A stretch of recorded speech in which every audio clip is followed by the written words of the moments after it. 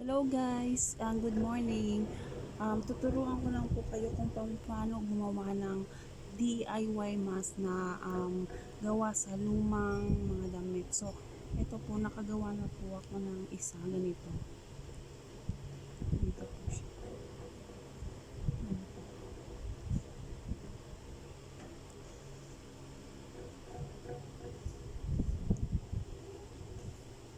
So, ganyan po siya. Ituturo ko po sa inyo kung paano gumawa niyan. So, ito na po. May nakat na po ako dito. Ayan. Itinrace ko po ito sa isang plato. Nagawa po ako ng circle. Ayan po. Tapos po, itutupiin mo siya ng 1. And then, triangle. Tapos po, gugupitin mo siya.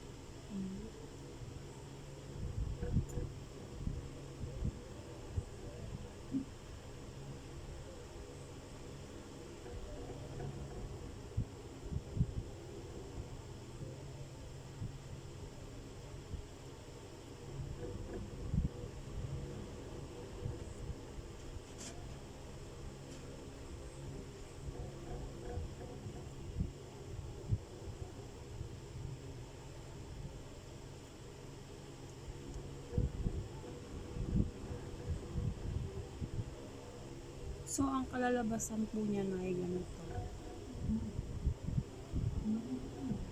Makakagawa kayo ng 4. 1, 2, 3, and 4. Tapos po, ang gagawin nyo dyan, so,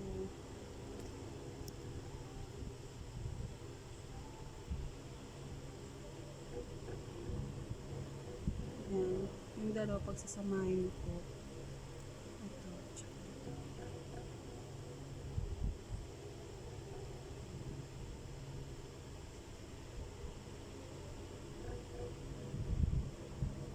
At tatahiin nyo po itong dito. Itong side na to lang ang tatahiin nyo. Yung side na to. Tatahiin nyo po yan. Okay? So, tatahiin po natin siya.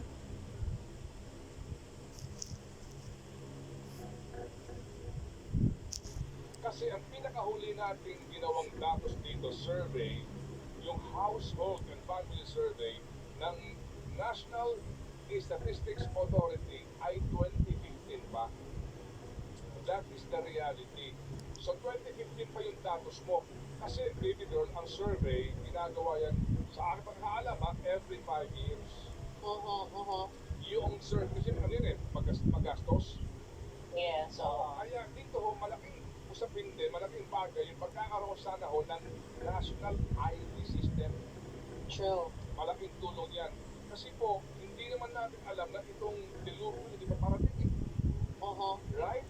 Nagulat tayo. And all of a sudden, kailangan mo mamahagi ng compliance doong mga safety. So guys, ito natahi ko na po siya. Ang sinasabi ko, we are Nag, may dalawang akong natahi.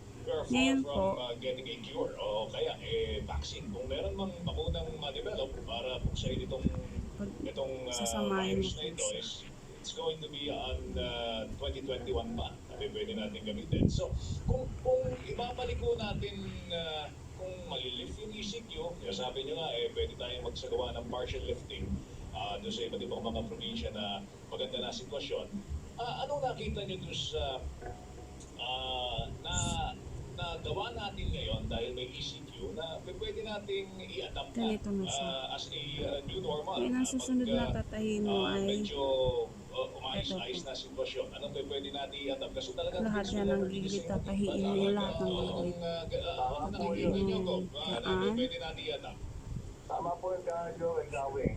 Tingin po namin talagang new normal. Kung ano po yung ginagawa nating safety measures, ay tuloy-tuloy din po ang paggamit yan. Ganyan na po ang buhay natin. Ano po, dito po sa amin, talaga yung mandatory wearing of mask. Kaya po yung mga LGUs ay sinabihan na po namin ay magbigay tayo ng at least 2 mask na reusable o washable. At yun nga po, ay discipline na po lahat yung mga tao sa safety measures, mga hygiene Dito ka etiquette. mag-start. Yung after delisting po ng kanya-kanyang mga particular teritoryo ay kailangan pong magsayado po sa mga residents po ng area na yon. Sabihin, ito na po ang takbo ng buhay. Palagi po tayo nakamaskara pag nasa labas, physical distancing o social distancing po. So guys, ito natahin mo na po siya. Gagawin po natin dito, babalik na rin po natin siya. Babalik na rin po natin siya. Ayan.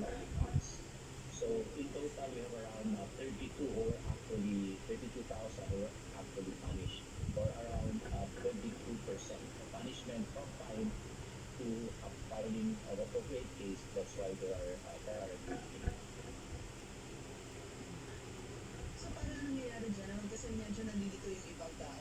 Pwede Ito silang na siya. magtulong, pwede po silang i-sign, o pwede silang gumawa ng community service. Kung ano Ang susunod na gagawin nyo po ay etong government unit. sa dulo, tutupiin nyo po siya. Depende sa Ganyan. depende sa violation na makita ng kapulisan. At tatahiin nyo po dito. Depend on the personal circumstances of a certain situation. Para ito po yung paglalagyan nyo po nung hawakan sa tenga. Siya ng ordinance, then Diyan. it will be filed, he will be charged with the ordinance. Pero pag national law, So guys, ito natahi ko na po siya, yung sa gilid. Yan po. Meron pa akong gunupit doon sa pinagtabasan ko na lumang damit.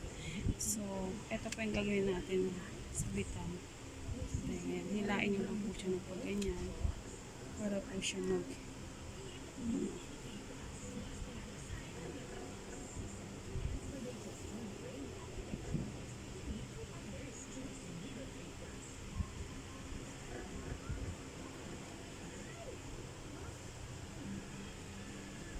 and then hahatiin nyo po siya.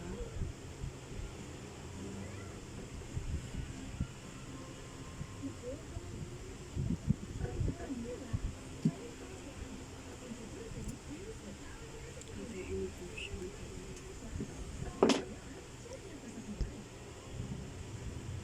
At siya po yung ilalagay nyo, ipapasok nyo dito sa loob.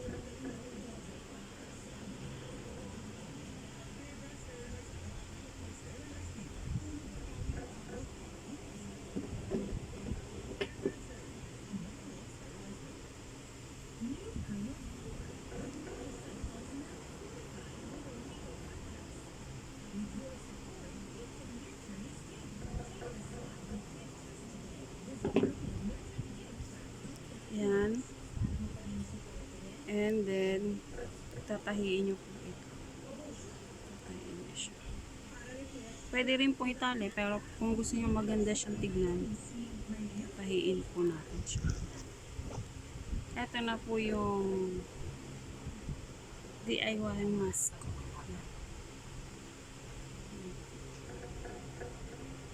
So, nakagawa po ako ng DIY mask ko.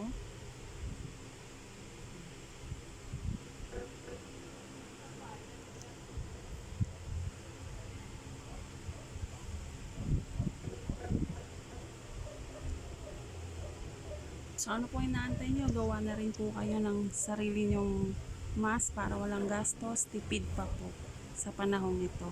Kailangan po natin maging madiskarte.